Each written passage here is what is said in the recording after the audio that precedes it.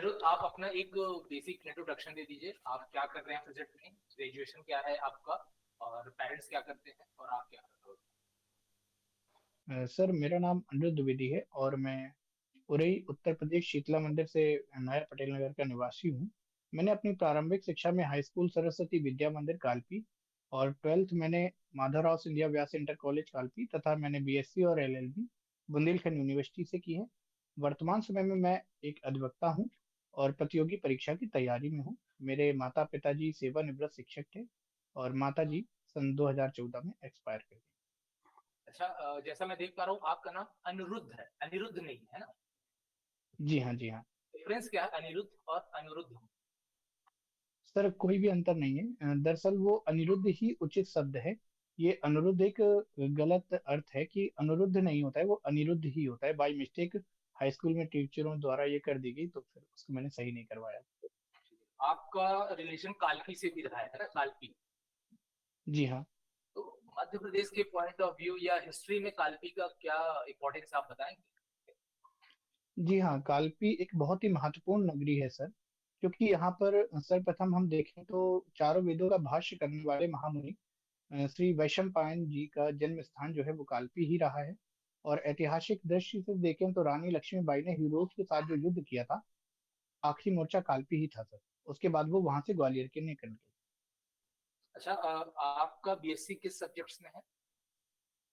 जी, हमारा physics chemistry और math से है। अच्छा, फिजिक्स से आपका है तो एक क्वेश्चन पूछता हूँ कि जी। सिंपल हार्मोनिक मोशन आपने सुना होगा। सॉरी सर, मैंने बीएससी इतना डीपली नहीं किया था। अच्छा अच्छा, ठीक है। और ये बताइए कि उत्तर प्रदेश में कितनी विधानसभा सीटें हैं। उत्तर प्रदेश में सॉरी सर, मुझे इसके बारे में जानकारी नहीं है। अच्छा, आप मध्य प्रदेश में एडीपीओ का एग्जाम दे रहे थे, एमपी से कुछ पूछता हूँ मैं कि मध्य प्रदेश में जी। लोकसभा सीटें कितनी हैं। जी, मध्य प्रदेश में लोकसभा की 29 सीटें हैं।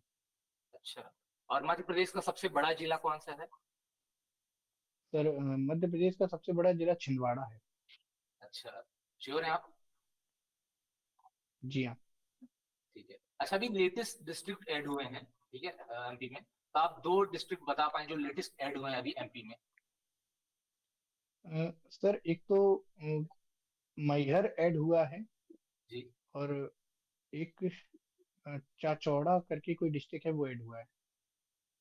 ठीक है। अच्छा, ये बताइए, फार्म प्रोटेस्ट चल रहे हैं अभी, है ना? तो जी हाँ। आपको क्या लगता है कि फार्म प्रोटेस्ट में उनकी डिमांड है एमएसपी को लीगल स्टेटस देना। तो आपको क्या लगता है कि लीगल स्टेटस देना चाहिए या नहीं देना चाहिए। सॉरी सर, मुझे इसके बारे में भी कुछ जानकारी ज्यादा पता नहीं है। इन्फोर्समेंट डायरेक्टरेट के बारे में आप क्या जानते हैं।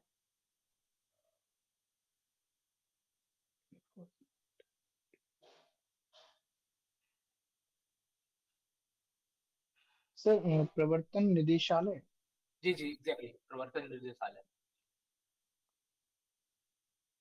सर, इसके बारे में अध्ययन नहीं कर पाया, भूल गया सर, सॉरी। अच्छा, 106 कॉन्स्टिट्यूशनल अमेंडमेंट क्या है। जी सर, 106 कॉन्स्टिट्यूशनल अमेंडमेंट महिलाओं को सशक्तिकरण देने के उद्देश्य से लोकसभा में और राज्यों की विधानसभा में महिलाओं को 33% आरक्षण दिए जाने का प्रावधान करता है। राज्यसभा में नहीं है क्या। जी नहीं, राज्यसभा में इसके बारे में कोई प्रावधान नहीं किया गया है। यूनियन टेरिटरी, केंद्र शासित प्रदेश में। जी हाँ, केंद्र शासित प्रदेशों की विधानसभाओं में भी इसके लिए प्रावधान किया गया है। श्योर हो आप, हर एक केंद्र शासित प्रदेश के लिए लागू हो रहा है क्या। जी हाँ। ठीक। आप कितने साल से प्रैक्टिस कर रहे हैं आप? जी, मुझे लगभग 6 से 7 साल हो गए हैं प्रैक्टिस करते हुए, तो लेकिन छह मैं सात कोर्ट बहुत ही साल कम जाता हूँ। की प्रैक्टिस के बाद आप एडीपीओ क्यों बनना चाहते हैं? सर, एडीपीओ बनना, दरअसल मैं हमेशा से सोचता था कि मैं किसी न्यायिक विभाग में जाकर के न्याय पाने में लोगों की सहायता करूं, और जो कि एडवोकेट बन के इतना जल्दी पॉसिबल नहीं हो सकता था। और एडीपीओ एक गर्वित पद भी है, और इसलिए सर मैं एडीपीओ बनना चाहता हूँ। कोई ऐसी कोई ट्रायल कंडक्ट की है आपने क्रिमिनल की? सर, मैंने 125 का जो होता है भरण पोषण वाला, वो एक दो मुकदमे में कोई मैं शामिल हुआ आईपीसी हूँ। की कोई ट्रायल, आर्म्स एक्ट की कोई ट्रायल? या कोई ऐसा नहीं किया नहीं कुछ? सर, आप नहीं शुरू सर, से कभी नहीं सर। इंडिपेंडेंट मैं प्रैक्टिस सीनियर कर रहे हैं या किसी सीनियर के साथ है? सर मैं सीनियर के साथ में था, और सीनियर्स इतने तवज्जो नहीं देते जूनियर्स को। अच्छा अच्छा अच्छा। ये अनलॉफुल असेंबली क्या होती है? सर अनलॉफुल असेंबली एक 5 व्यक्तियों या उनसे अधिक व्यक्तियों का एक ऐसा समूह होता है जो कि किसी संसद को या केंद्र सरकार को या राज्य विधानमंडल को किसी वैध आदेशिका के निष्पादन से रोकती है, या कोई किसी व्यक्ति को कोई ऐसा कार्य करने के लिए दबाव डालती है जो कि विधि विरुद्ध होता है, और जिसे वह न करता अगर इस प्रकार से दबाव न डाला जाता, या किसी व्यक्ति को उसकी संपत्ति से वंचित करती है जिसका उस पर वैध रूप से प्राधिकार होता है। इस प्रकार के सर जो कार्य करती है उसे अनलॉफुल असेंबली कहते हैं। अरे प्रोहिबिटरी ऑर्डर्स होते हैं, ये किस एक्ट के तहत और किस धारा के अंतर्गत कौन जारी करता है? किसका आदेश होता है ये? सर प्रोबेटरी ऑर्डर,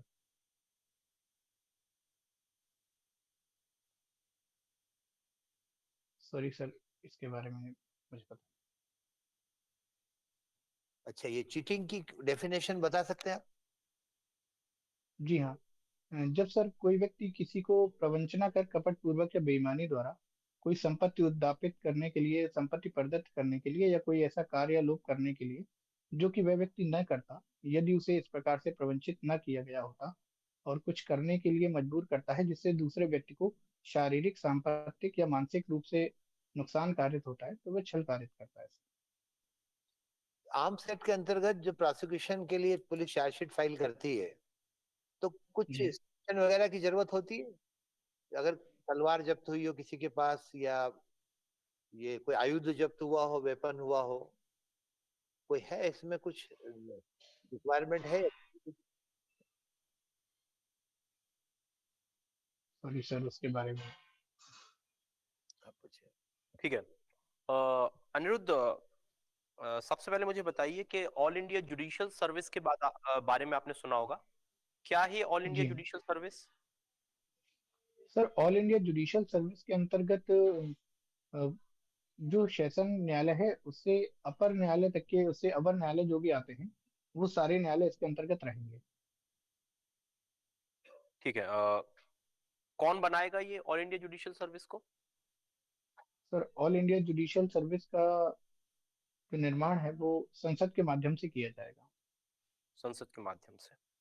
अच्छा, मुझे बताइए, समझिए, आप और आपके मित्र ने एक साथ एक घोड़ा खरीदा। जी आप लोग दोनों को शौक था कि हम लोग हॉर्स राइडिंग करेंगे। इसके बाद होता क्या है कि एक दिन अचानक आपको गुस्सा आता है और आप अपनी पिस्टल निकाल के घोड़े को गोली मार देते हैं। घोड़ा आपकी संपत्ति भी था। क्या आपने कोई अपराध किया? जी हाँ, मैंने रिश्ती कार्य की। अपनी संपत्ति के साथ रिश्ती हो सकती है क्या? जी सर, बिल्कुल हो सकती है। ठीक है। अ, अच्छा, ये बताइए, जैसे आप ट्रेन में सफर कर रहे हैं और आपको टीटी आके पकड़ लेता है और आपसे कहता है टिकट दिखाइए। आपके पास टिकट आप नहीं है। आप कह रहे हो कि आपने टिकट खरीदा था।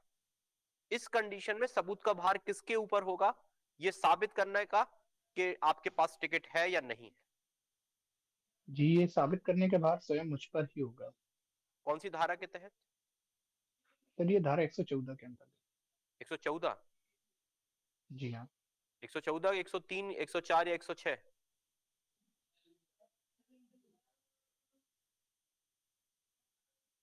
सर ये 114 के अंतर्गत ही होगा। का? पक्का सर। चलिए, एक बार पढ़िएगा। अच्छा, ये बताइए, इनिशियल बर्डन ऑफ प्रूफ क्या कहता है आपसे? सर इसको हिंदी में आप बताएंगे थोड़ा, इनिशियल बर्डन ऑफ प्रूफ। प्रारंभिक सबूत का भार आपसे क्या कहता है? सर प्रारंभिक सबूत का भार तो कहता है कि सबूत का भार सदैव अभियोजन पक्ष पर होता है, क्योंकि उसको अभियुक्त की दोषता को युक्त संदेह से परे साबित करना होता है।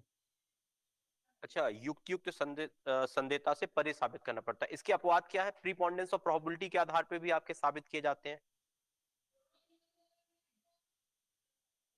आपने कहा युक्त, आपने बियॉन्ड रीजनेबल डाउट की बात की कि बियॉन्ड रीजनेबल डाउट आपको साबित करना है। इसके अपवाद होते हैं। कौन से मामले इसके अपवाद होते हैं? सॉरी सर, मुझे इसके बारे में नहीं पता। क्या आप ऐसा कह सकते थे कि सबूत का भार क्रिमिनल मामलों में प्रोसिक्यूशन के ऊपर और सिविल मामलों में प्लेंटिफ के ऊपर रहता है?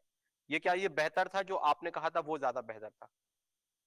सर जो आपने बताया वो ज्यादा बेहतर है। ठीक है। अच्छा ये बताइए कि एक मैगजिम है, पॉल्शा डेमोन्स्ट्रेशन नॉन नोसिट, इंडियन एविडेंस एक्ट पे लागू होती है, इसका मतलब क्या है? सॉरी सर, मुझे इसके बारे में नहीं पता।